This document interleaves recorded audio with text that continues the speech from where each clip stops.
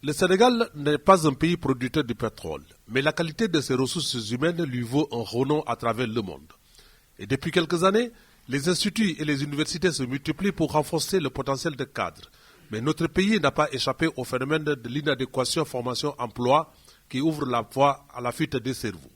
Mais des initiatives s'éclorent peu à peu dans le sens du partenariat public-privé pour renverser cette tendance. Les polytechniciens s'en ont approprié par le parrainage et l'ouverture des portes de leurs entreprises à leurs cadets étudiants. Plusieurs conventions ont vu le jour à l'école polytechnique. La première étape de cette politique, c'était la mise en œuvre de ce département génie informatique et télécommunications. Donc, en mettant en place ce département, nous sommes tombés, sur un partenaire qui nous a proposé de nous accompagner dans ce département-là, en assistant donc les étudiants dès le départ par une convention de stage. Et durant leur formation, ils vont faire une partie à l'école, la partie théorique, et la partie pratique va se faire au niveau de son entreprise. Mieux encore, il a signé une convention avec les étudiants et il va augmenter leur bourse à hauteur de 100 000 francs qui deviennent automatiquement des employés de l'établissement, du groupe idéal. Et à la fin de leur formation, ils sont embauchés directement.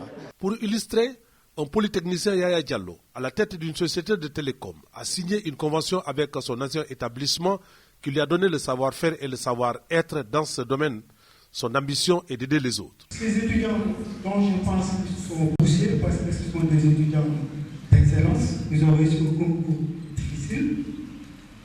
Si je ne m'abuse, ils ont une bourse de 36 000, auquel le groupe Idéal SA rajoute 65 000 francs par mois pendant les 3 ans. Nous venons de signer des conventions donc, qui entrent dans le cadre de notre formation et surtout insister donc, à ce que les jeunes soient fermés et soient bien formés et soient performantes, surtout en entreprise, et pouvoir concevoir des choses beaucoup plus concrètes.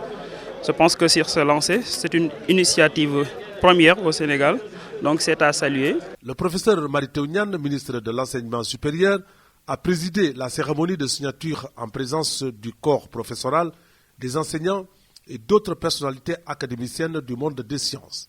L'occasion pour lui de magnifier l'initiative de Yaya qui va en droite ligne dans les objectifs de l'État du Sénégal. Il a exhorté toutes les parties en général et les étudiants en particulier à faire preuve d'audace. Il faut avoir de l'ambition. Vous ne pouvez pas faire quelque chose sans ambition. Ceux qui vous disent que vous êtes trop ambitieux, c'est qu'ils ne veulent pas que vous progressiez. Vous êtes jeune, la vie est devant vous. Vous êtes dans une discipline parmi les plus prisées dans les sciences, les technologies. Mais vous devez voir le monde à vous. Vous devez rêver de bâtir des ponts, de construire des robots, de bâtir des canaux d'irrigation. Il faut rappeler que la cérémonie s'est déroulée dans une ambiance de cordialité.